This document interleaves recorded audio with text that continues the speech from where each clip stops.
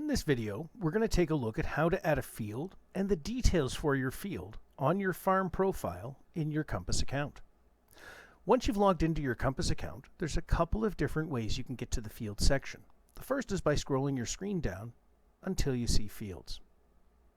The second method is using the quick links at the top right-hand side of your screen and clicking fields. To add a brand new field to Compass, we're simply going to go over to the Add Field button and click it. Now you'll notice right away the required information is giving the field a name as well as your planted acres. Let's go ahead and enter in some of our information and talk about the different info boxes that you have available to you. First, we're going to give this field a name. Next, you'll see we have the availability to add a field code. For retailers and agronomists, you may refer to a client's fields as something different than the field name that they've named that specific field. Field code gives you an option to add something like that, and for growers and farmers alike, you can identify a field two different ways, by a name, or you can add an additional code to it. The next box over is the type of crop we do on this field, whether it's an annual, permanent, forage, or pasture. Unfortunately, this is not a customizable drop-down menu, but the four options in here generally cover everything you might be growing. You also have the availability to put in a street or a road address. However, down below you will notice we will talk in a moment about adding your legal land descriptions. Next up, we have the cultural practice for this field. This is a customizable menu from List Management. If you need more assistance with this, I encourage you to watch our List Management video series. On this field, we're going to go zero tillage. Next, we have ownership. Is this field owned, owned and rented out, rented, leased, or other? We also have the availability to identify a specific inventory location for this field to use inventory from when in an active crop plan, or when performing a harvest, where is that inventory going to be stored? Don't worry if you only have a single inventory location, and if you need more assistance on how to add inventory locations, please watch our list management video dedicated to locations. Here on my farm, I happen to have two separate inventory locations. This field specifically is always going to use inventory from this location and harvest to that location as well. Below that, we have field contact, permit site ID, and farm permit number override. These three boxes do pertain to an add-on for Compass. However, it's available for any grower, retailer, or agronomist to use. Especially if you happen to grow organic, you may want to identify a specific field contact, a permit site ID number, or a farm permit number override. Let's move down to the legal land description box, and here it's a simple drop-down pick and choose system.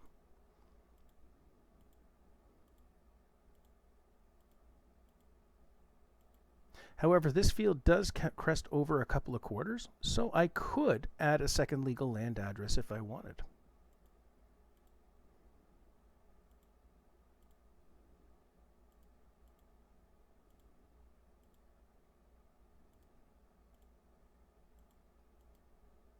Below that, you're going to see that we have the availability to add our planted acres.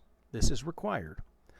Additionally, we can add our unusable or unplantable acres to give me a total for my field acres. This field happens to be 100 acres, and there's 10 acres we can't plant on.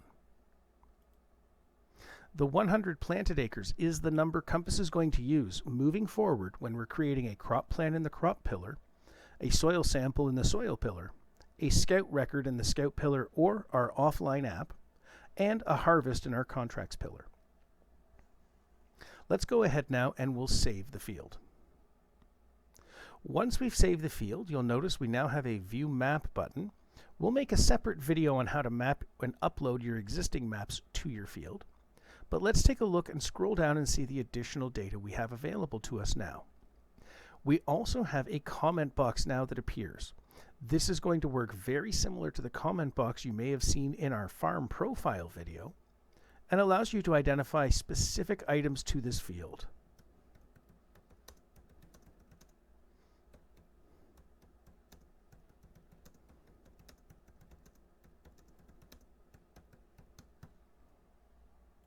And once we've added our item, it date and time stamps it.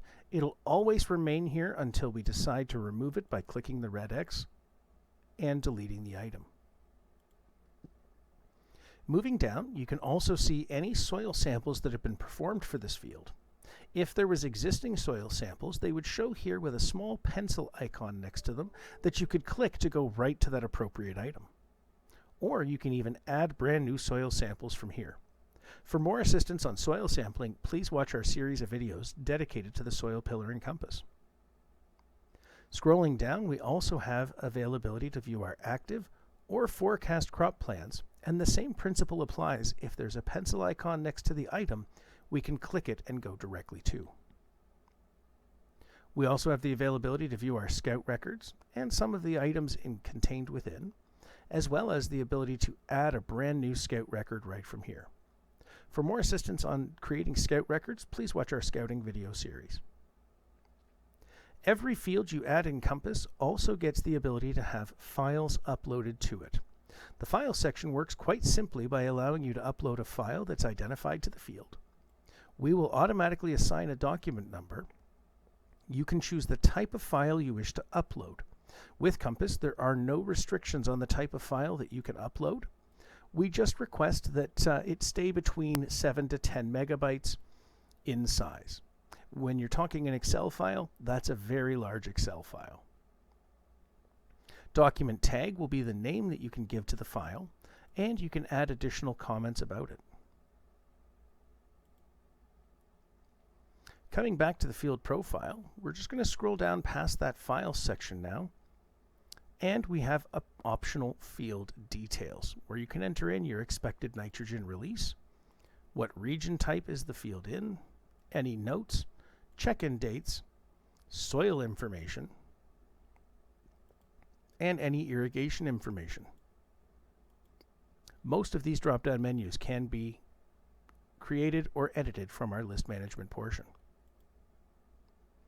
Below, we also have the availability to add crop share participants to a field and identify their percentage level, whether it's sharing a percentage of profit only or profit and expenses. For more information on crop sharing options, please watch our video dedicated to crop sharing and the 3 different places in Compass you can track that information, as well as the reporting will generate automatically. This has been a great video on how to add the basic details and get your farms and fields added to Compass. If you require more assistance than this video was able to provide, we encourage you to call your Compass support rep at 1-866-278-9530 and book an online session today. Thanks for watching and have a great day.